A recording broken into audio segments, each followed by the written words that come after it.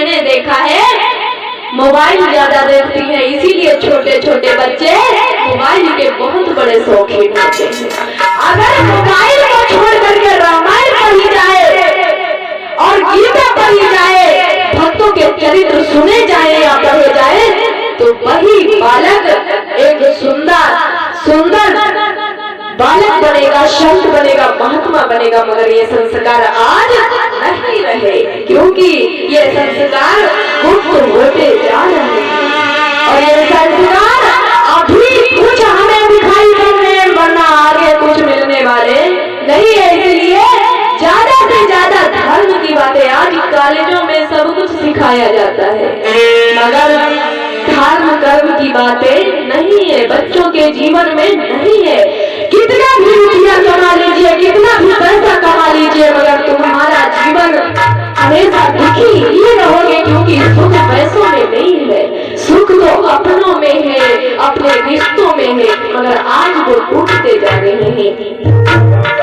सभी व्यक्ति सब कुछ जानते हैं, कहते हैं ना कि भगवान को सभी जानते हैं, मगर भगवान की बातों को कोई नहीं मानता। इसलिए आज हम दुखी हैं। और ऐसा ही महाभारत में हुआ। दानवीर कर्ण कितना धर्मात्मा था, कितना दानी था, मगर सब कुछ जानता था, बड़ा धर्म कर्म को मानने वाला था। मगर जब हरी सभा में द्रौपदी खड़ी थी, तो उसने ही द्रौपदी को वेश्या कहा था, उसने ही 5 पति वाली नारी कहा था। कोई और नहीं था, वो कर्ण ही था। भीष्म पितामह धर्म कर्म को मानते थे, मगर उनकी आंखों के सामने एक स्त्री का अपमान होता रहा, मगर उन्होंने अपने मुंह से एक शब्द नहीं निकाला।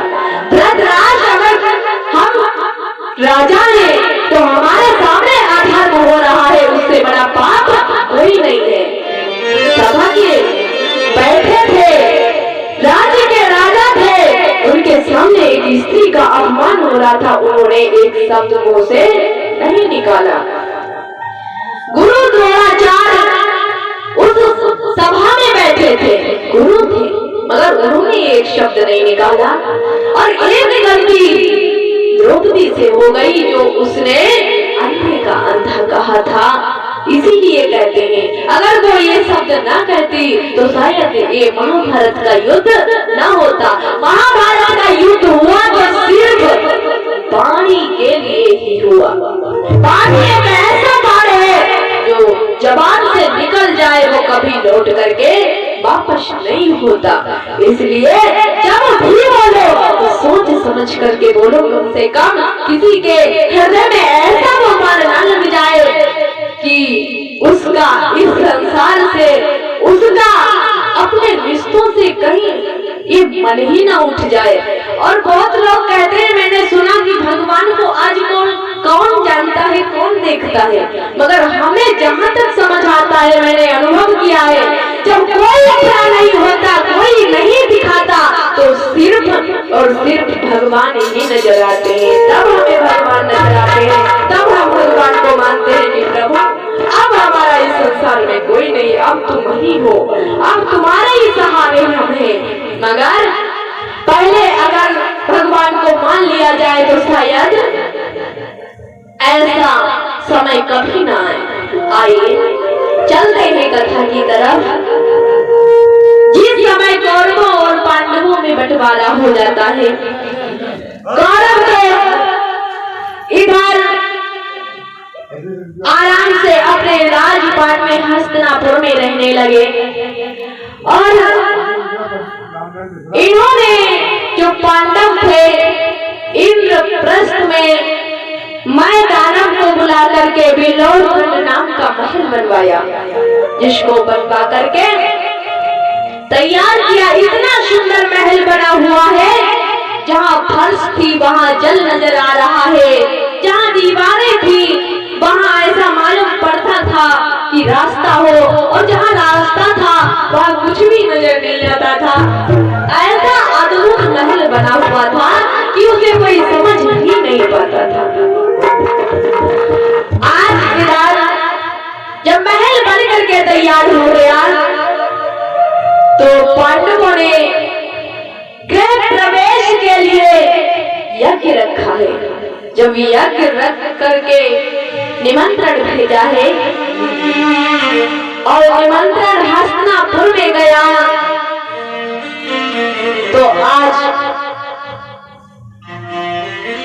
प्रेमपाल यादव 25 मुद्रा और राम नरेश यादव 25 मुद्रा हमें दान में दे रहे। भगवान सदैव अपनी कृपा बनाए रखे। बोलिए भक्तों भगवान की। आज इधर उसी समय भैया जब भी लोग नाम का महल बनकर के तैयार हो गया तो जब हस्तिनापुर में निमंत्रण भेजा गया वहां से सगुनी मामा और अपने सभी भाइयों के साथ में दुर्योधन दुशासन सभी आए हुए हैं। जब यज्ञ पूर्ण हो जाता है, यज्ञ पूर्ण होने के पश्चात आज इधर विचार करने लगे क्यों ना महल चले और महल को देखना चाहिए कि पांडवों ने महल बड़ा सुंदर बनवाया है।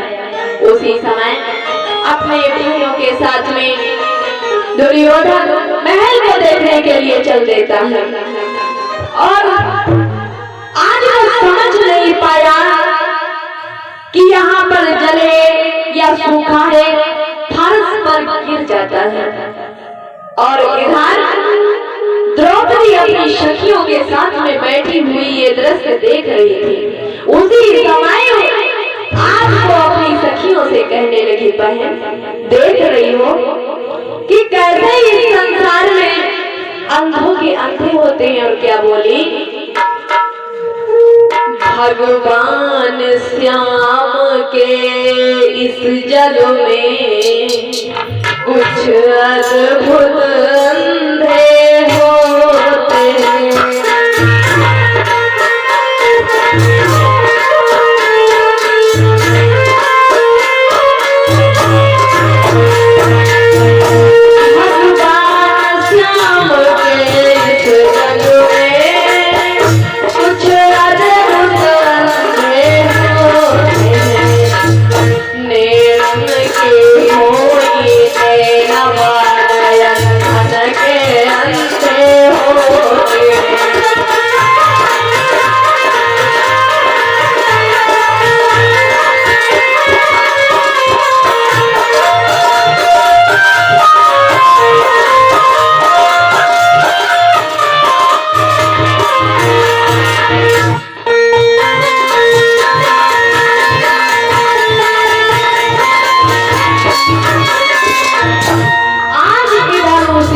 भैया जब ये दृश्य देखा है कि दुर्योधन गिर जाता है तो हंसने लगी और कहने लगी, बहन देख रही हो कैसे अंधे खड़े हुए हैं, कैसे इस संसार में अंधे हैं।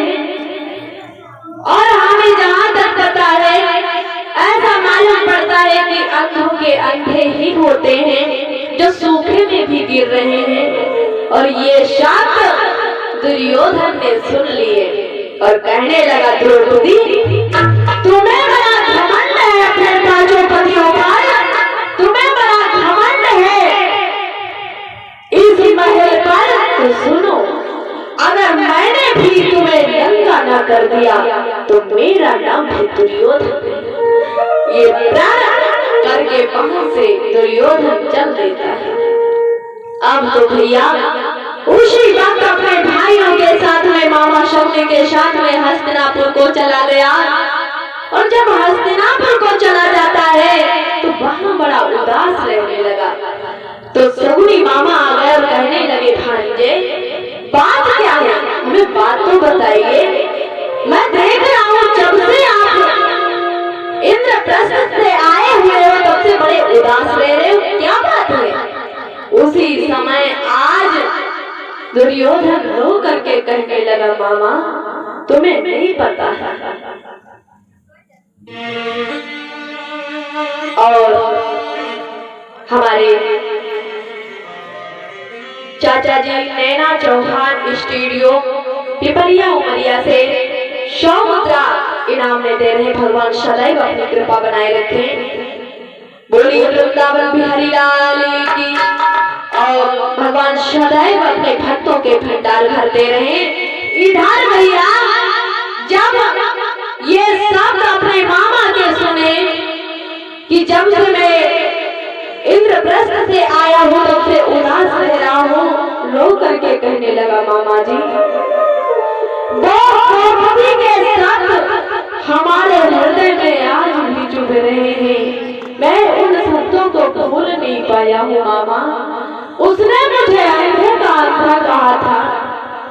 क्या मैं अंधा तुम्हें दिखा? मेरे पिताजी अंधे हैं तो क्या संसार में कोई भी हमें अंधे का अंधा कहेगा? हे मामा जी, मैं द्रौपदी से बदला लेना चाहता हूँ। हमें कोई युक्ति बता दीजिए जिससे मैं बदला ले सकूं। जिस समय रोता हुआ दुर्योधन को सखी ने देखा तो कहने लगे भांजे चिंता ना करो, हम तुम्हें ऐसी युक्ति बताएंगे जिससे तुम बदला भी ले लोगे और सब कुछ पांडवों से छीन भी लोगे। चिंता ना करो और जाओ धृतराष्ट्र महाराज के पास में निमंत्रण लिखो और निमंत्रण लिख करके पांडवों के पास में भेज दो और यहाँ उन्हें बुलवाओ। उसी समय अपने पिता के पास में गया और कहने लगा मैं पांडवों को यहाँ बुलाना चाहता हूँ, आप हमें आज्ञा दे दीजिए। धृतराष्ट्र ने मना किया मगर दुर्योधन कहने लगा अगर तुमने पांडवों को यहाँ बुलाने की आज्ञा नहीं दी तो मैं अपने प्राण त्याग दूंगा। मैं अपना मुख तुम्हें कभी नहीं दिखाऊंगा। आज पुत्र मोह में आकर के धृतराष्ट्र आज्ञा दे देते हैं। कहने लगे बेटा जाओ, आप जैसा भी करना चाहो वैसा करो, हम तुम्हें नहीं रोकेंगे। आज हर्षित होकर के चल देता है। निमंत्रण लिखा और पांडवों के पास में भेज दिया गया। पांडवों ने निमंत्रण पाया। उसी समय सोचा कि धृतराष्ट्र महाराज ने हमें बुलाया है क्योंकि उस पत्र पर मोहर लगी हुई थी। वो हस्तिनापुर के महाराज धृतराष्ट्र की थी, इसीलिए उन्होंने विचार किया कि हमें महाराज ने बुलाया है और द्रौपदी को लेकर के आज चल देते। हस्तिनापुर में आ गए। आज द्रौपदी तो चली जाती है महलों के अंदर और इधर ये पांचों पांडव हस्तिनापुर में महाराज धृतराष्ट्र के पास में पहुंचे। इस समय सभा में पहुंच जाते हैं। अब तो बड़े ही मान सम्मान के साथ में दुर्योधन ने बिठाया और इतना प्रेम दिखा रहा है और जब कोई तेरे मुंह से भी ना बोले और फिर कभी इतना बोलने लगे, इतना प्रेम दिखाने लगे कि हमसे ज्यादा कोई चाहने वाला ही इस संसार में नहीं है, तो समझ जाओ भैया कि अब कुछ दाल में काला अवश्य है। इसलिए आज पांडव को न समझ पाए क्योंकि वो अपने भाइयों के प्रेम में पागल थे। वो समझते थे कि अगर कोई धर्म पर चलने वाला व्यक्ति है तो उसे सब धर्मात्मा ही नजर आते हैं, क्योंकि जैसा हमने चश्मा पहन करके रखा है वैसा ही हमें संसार में दिखाई देगा। अगर मैंने हरा चश्मा पहना तो संसार हरा दिखाई देता है। उसी प्रकार अगर हम झूठ बोलते हैं, हम कपटी हैं, तो हमें ये संसार भी कपटी नजर आता है। हम जिसके पास में बैठेंगे वो भी छल करने वाला ही नजर आएगा। वैसा ही मगर धर्मराज तो धर्मात्मा थे, वो तो इतनी गहरी चाल को न समझते थे। आज उन्होंने भैया इधर ये न समझ पाया कि हमारे भाई ये इतना प्रेम क्यों दिखा रहे हैं। बड़ा ही सम्मान किया, भोजन करवाया और आज सभा में बैठे हुए हैं। जब सभा में बैठे हैं तो दुर्योधन बड़े प्रेम के साथ में गया और कहने लगा, भैया अगर समय हमारे पास है तो कुछ खेल हो जाए। धर्मराज बोले, क्या खेल होगा? तो उसी समय आज दुर्योधन कहने लगा, भैया हम जुआ खेलना चाहते हैं, जुआ खेल लीजिए। दुर्योधन कहने लगा कि भैया जुआ खेल लीजिए हमारे साथ में। धर्मराज ने मना कर दिया कि जुआ खेलना पाप है, हम जुआ नहीं खेलेंगे। मगर दुर्योधन फिर बोला, भैया हम सच का थोड़ी ना खेलेंगे, हम झूठ का जुआ खेलना चाहते हैं। तो भीम कहने लगे, जुआ इस सभा में होगा और इस सभा में जुआ सच का होगा। अब तो भैया दुर्योधन ने एक बात और कही, भैया हमारी तरफ से जो पासे हैं वो हमारे मामा फेंकेंगे। तो उसी समय एक गलती और कर दी धर्मराज ने। अब दुर्योधन ने ये कहा था कि हमारे पासे जो है मामा शकुनी फेंकेंगे। अगर ये बात उन्होंने कही होती धर्मराज ने कि हमारी तरफ से श्री कृष्ण पासे फेंकेंगे, तो उस सभा में कभी हार नहीं होती। क्योंकि जब हम भगवान को आत्मसमर्पण कर देते हैं तो हमारी इस संसार में हार होने वाली नहीं है। क्योंकि जिसका कोई ना हो उसे हाथ पकड़ करके भगवान ले जाते हैं।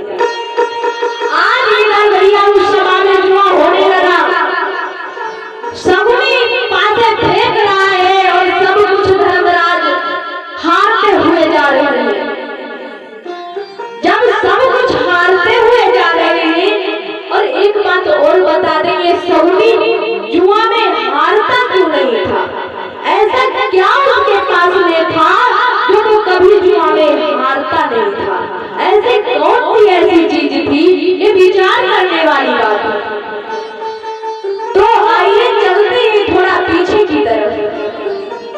जिस समय गांधारी का विवाह नहीं हुआ था, आपने गांधार नगर में गांधार नरेश की बिटिया गांधारी रहती थी, कुंवारी थी, विवाह नहीं हुआ था। उसी समय भीष्म पितामह गए और कहने लगे, तुम्हारी बिटिया गुणवान है, सुशील है, सुंदर है, इसलिए हम धृतराष्ट्र का विवाह इसके साथ में करना चाहते हैं।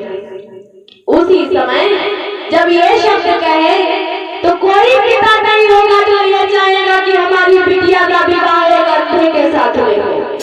गांधार नरेश ने मना कर दिया कि हम अपनी सुंदर सी बिटिया का विवाह इसके साथ में नहीं कर सकते। तो आज भीष्म पितामह कहने लगे, जब तुम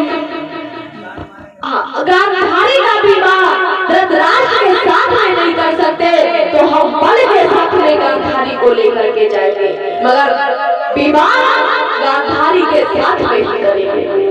गांधार नरेश विचार करने लगे कि हमारी बिटिया भी जाएगी और हमारी ये प्रजा भी पहले देश हो जाएगी, इसलिए भलाई इसी में है कि समय देख करके जब समय जैसा हो वैसा ही कार्य करो।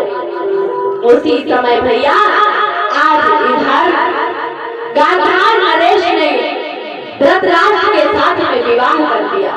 विवाह तो कर दिया, मगर अंदर ही अंदर जलन पैदा हो गई गांधार नरेश के कि अगर हमने भी तुम्हारा वंश न मिटा दिया तो हमारा नाम भी गांधार नरेश नहीं है। अब तो भैया मृत्यु शैया पर पड़े हुए हैं, अंतिम सांसें गिर रहे हैं, विचार करने लगे हमारी बिटिया को अंधे के साथ में विवाह किया था। शकुनी को बुलाया और कहने लगे, बेटा तुम्हारी बहन जो पीड़ा सह रही है, आंखें होते हुए भी संसार को नहीं देख रही है, तो मैंने जो प्रण किया था उसे आपको पूरा करना होगा। तो आज शकुनी बोला, पिताजी आप आज्ञा दीजिए, हम उसे पूरा अवश्य करेंगे। तो कहने लगे गांधार नरेश कि तुम्हें जब मैं मर जाऊं तो हमारी रीढ़ की हड्डियों को तुम निकाल लेना और उन पासे बनवा लेना, और उनसे जो पासे बने होंगे तुम जुआ खेलोगे, तुम्हारी हार कभी नहीं होगी। और तुम्हें ऐसा जुआ खेलना है कि आपको ये कौरवों का वंश नाश करना है, विनाश करना है। तो आज अपने पिता की आज्ञा मान करके जैसा पिता ने कहा वैसा ही किया, पासे बनवा दिए गए और शकुनी ने आज अपनी चाल चल दी है। उस सभा में जब शकुनी अपनी चाल चल रहा है तो भैया आज शकुनी जीतता जा रहा है और धर्मराज पांचों पांडव सब कुछ हारते जा रहे हैं। इधर जो कुछ पास में था सब कुछ लगा दिया है उस जुआ में, राजपाट, धन दौलत, महल अटारी, रुपया पैसा सब कुछ लगा दिया, मगर उनके पास में कुछ भी न बचा। मुंह लटका करके नीचे बैठ जाते हैं। उसी समय दुर्योधन कहने लगा भैया अभी तो तुम्हारे पास में एक कीमती वस्तु बची है, उसे लगा दीजिए, हो सकता है जीत जाओ। धर्मराज ने सबसे बड़ी गलती की, क्योंकि आप अगर जुआ खेलते हो तो रुपया से खेलिए, पैसा से खेलिए, धन से खेलिए, दौलत से खेलिए, मगर स्त्री ग्रह लक्ष्मी होती है। तुम उसको विवाह करके तो लाए हो, मगर इतना अधिकार नहीं है किसी दूसरे के हाथ में बेच दो, क्योंकि उसका भी एक जीवन है, उसकी भी एक अपनी जिंदगी है। मगर ये गलती उन्होंने आज कर दी। द्रौपदी को आज उस सभा में लगा दिया। द्रौपदी से एक बार भी पूछा नहीं कि हम तुम्हें जुआ पर रखने के लिए जा रहे हैं। जिस समय द्रौपदी को जुआ पर लगा दिया, जैसे ही पासे फेंके हैं अब तो भैया हार जाते हैं। उसी समय दुर्योधन हंसने लगा और कहने लगा दुशासन भैया जाओ मेलों में और द्रौपदी को आज भरी सभा में बाल खींचते हुए लेकर के आओ। उस समय बड़ा घमंड था द्रौपदी को पांचों पतियों पर, वो बड़ा अहंकार कर रही थी। उसने हमें अंधे का अंधा कहा था, आज देखते हैं द्रौपदी की रक्षा कौन करता है। आज देखते हैं द्रौपदी के पांच पति है, धन दौलत महल अटारी कौन रक्षा करने के लिए आया है। आज भैया उसी समय दुशासन चल देता है और किस तरह से वो अभिमानी कह रहा है, अरे कही रहो अभिमानी लाला अंध भूप को खायो, कही रहो अभिमानी।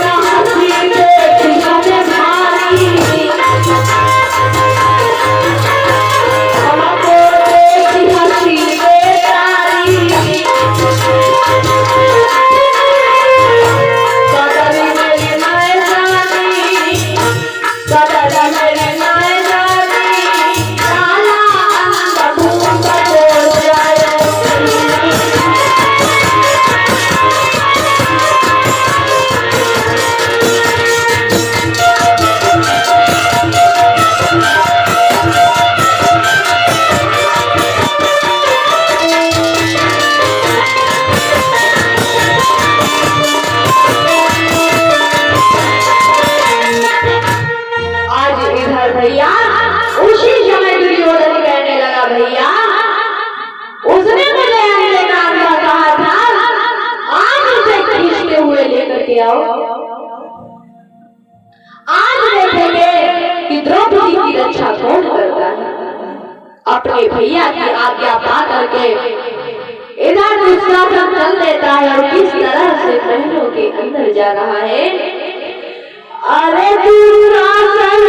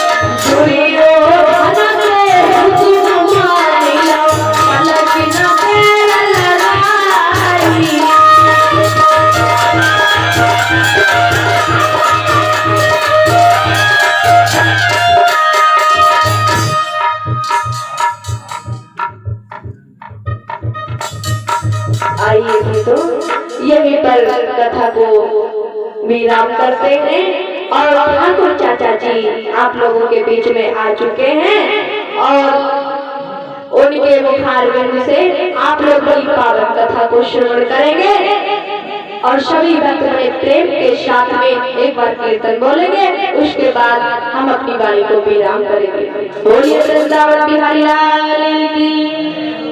सभी भक्त बोलेंगे। गो